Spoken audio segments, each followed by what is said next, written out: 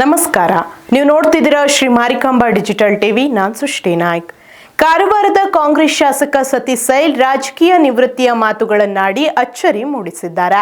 ಅಲ್ಲದೆ ಅನುದಾನ ಬಿಡುಗಡೆಯ ವಿಚಾರವಾಗಿ ಸ್ವತಃ ಸಿಎಂ ಸಿದ್ದರಾಮಯ್ಯ ವಿರುದ್ಧ ಅಸಮಾಧಾನ ಹೊರಹಾಕಿದ್ದಾರೆ. ಅಷ್ಟಕ್ಕೂ ಸೈಲ್ ಬಾಯಲ್ಲಿ ನಿವೃತ್ತಿ ಮಾತು ಬಂದಿದ್ಯಾಕೆ? ಬೇರೆ ಪಕ್ಷಕ್ಕೇನಾದರೂ ಹೋಗ್ತಾರಾ? ಶಾಸಕ ಹೇಳಿದ್ದೇನು? ನೀವೇ ನೋಡಿ. ಕಾರವಾರದ ಸದಾಶಿವಗಢದ ಕಾಳಿ ಸಂಗಮದಲ್ಲಿ ಮಾಧ್ಯಮಗಳ ಜೊತೆ ಮಾತನಾಡಿದ ಶಾಸಕ ಸತೀಶ್ ಸೈಲ್, ಕಾರವಾರದಲ್ಲಿ ಸೂಪರ್ ಸ್ಪೆಷಾಲಿಟಿ ಆಸ್ಪತ್ರೆ ಆಗಬೇಕು ಎಂದು 3 ವರ್ಷದಿಂದ ಮುಖ್ಯಮಂತ್ರಿಗಳಿಗೆ ಮನವಿ ಮಾಡುತ್ತಾ ಬಂದಿದ್ದೇನೆ. ಇನ್ನೂ ತನಕ ಅನುದಾನ ಬಿಡುಗಡೆ ಆಗಿಲ್ಲ, ಆಸ್ಪತ್ರೆ ಘೋಷಣೆಯೂ ಆಗಿಲ್ಲ. ಚಿಕಿತ್ಸೆಗಾಗಿ ಜನ ಗೋವಾಕ್ಕೆ ಹೋಗಬೇಕು, ನಾನೇ ನನ್ನ ಚಿಕಿತ್ಸೆಗಾಗಿ ದೆಹಲಿಗೆ ಹೋಗುವಂತೆ ಆಗಿದೆ. ಹೀಗಾಗಿ ಕಾರವಾರಕ್ಕೆ ಸೂಪರ್ ಸ್ಪೆಷಾಲಿಟಿ ಆಸ್ಪತ್ರೆ ತುಂಬಾ ಅವಶ್ಯವಿದೆ. ನಾನು ಸೂಪರ್ ಸ್ಪೆಷಾಲಿಟಿ ಆಸ್ಪತ್ರೆ ಮಾಡಿಯೇ ಸಿದ್ಧ.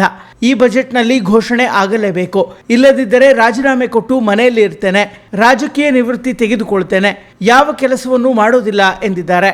ಆದರೆ ನಾನು ಕಾಂಗ್ರೆಸ್ ಪಕ್ಷ ಬಿಟ್ಟು ಹೋಗಲ್ಲ ಎಂದು ಸೈಲ್ ಸ್ಪಷ್ಟಪಡಿಸಿದ್ದಾರೆ. ನಮ್ಮ ಮೆಡಿಕಲ್ ಕಾಲೇಜನ್ನು ಸೂಪರ್ ಸ್ಪೆಷಾಲಿಟಿ ಆಗಲೇಬೇಕಂತ ಹೇಳ್ಕೊಂಡು ನನಗೆ ನವಂಬರಿಗೆ ಬರಲಿಕ್ಕೆ ಹೇಳಿದ್ದಾರೆ.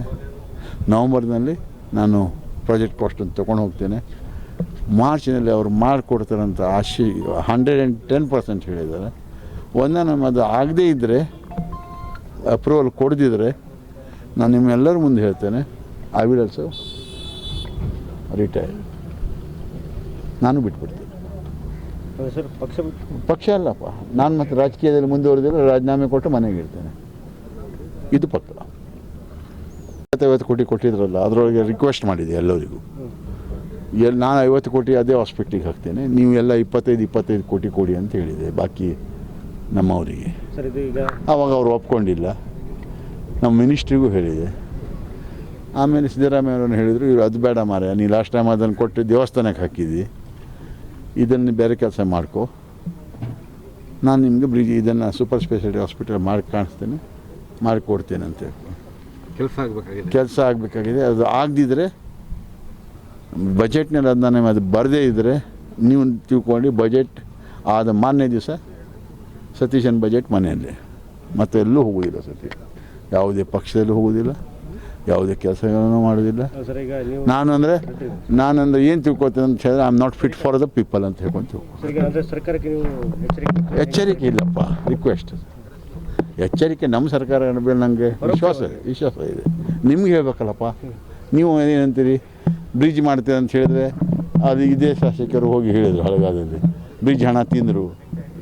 ಅಲ್ಲಿ ಹೋಗಿ ಹೇಳಿದ್ರಿ, ಅಲ್ಲಿ ಬ್ರಿಡ್ಜ್ ಹಣ ತಿನ್ಲಿಕ್ಕೆ ಆಗ್ತದೆ, ಹಣ ಸತ್ಯವಾಗಾದರೂ ತಿನ್ಲಿಕ್ಕೆ ಆಗ್ತದೆ, ಕೊಟ್ಟರೆ ಆಗೋದಿಲ್ಲಲ್ಲ, ಅಲ್ಲ ಆಗೋದಿಲ್ಲಲ್ಲ.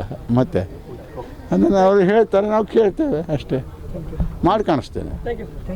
ಹಾಂ, ಎಲ್ಲ ನಾನು ಒಂದೇ ಹೇಳ್ತೇನೆ, ಇವತ್ತು ನಾನು ಮುಂದೆ ಹೇಳ್ತೇನೆ, ಸರ್ಕಾರದ ಮೇಲೆ ವಿಶ್ವಾಸ ಇದೆ ನನಗೆ. ಸರ್ಕಾರ ಕೊಟ್ಟುವಂಥ 5 ಸ್ಕೀಮ್ಗಳು ಎಲ್ಲೂ ತಪ್ಪೋದಿಲ್ಲ, ಅದು ಕಂಟಿನ್ಯೂ ಇರ್ತದೆ. ಮತ್ತು ಆದಷ್ಟು ಹಣವನ್ನು ತಂದು ಈ ಭಾಗದಲ್ಲಿ ಸೆಂಟ್ರಲ್ ಗೌರ್ಮೆಂಟಿಂದ ರಿಕ್ವೆಸ್ಟ್ ಮಾಡ್ತೇನೆ. ನಮ್ಗೆ ಅದರಲ್ಲಿ ಬೇರೆ ಪ್ರಶ್ನೆಯೇ ಇಲ್ಲ. ಅದು ಸ್ಟೇಟ್ ಗೌರ್ಮೆಂಟ್, ಸಿದ್ದರಾಮಯ್ಯ ಸರ್ಕಾರ ಇರ್ಬೋದು, ನಮ್ಮ ಡೆಪ್ಯೂಟಿ CM DK ಶಿವಕುಮಾರ್ ಇರ್ಬೋದು, ಅವರಿಬ್ಬರು ಒಟ್ಟಿಗಿದ್ದಾರೆ. ಅವರಿಬ್ಬರು ಪ್ರತಿ ಭಾಗದಲ್ಲಿ ನಮ್ಮ ಕೆಲಸ ಹಾಕಲಿಕ್ಕೆ ಹೆಲ್ಪ್ ಮಾಡ್ತಾರೆ. ನನಗಂತೂ ಹೆಲ್ಪ್ ಮಾಡೇ ಮಾಡ್ತಾರೆ ಅಂತ ಆಶೀರ್ವಾದ ಇದೆ.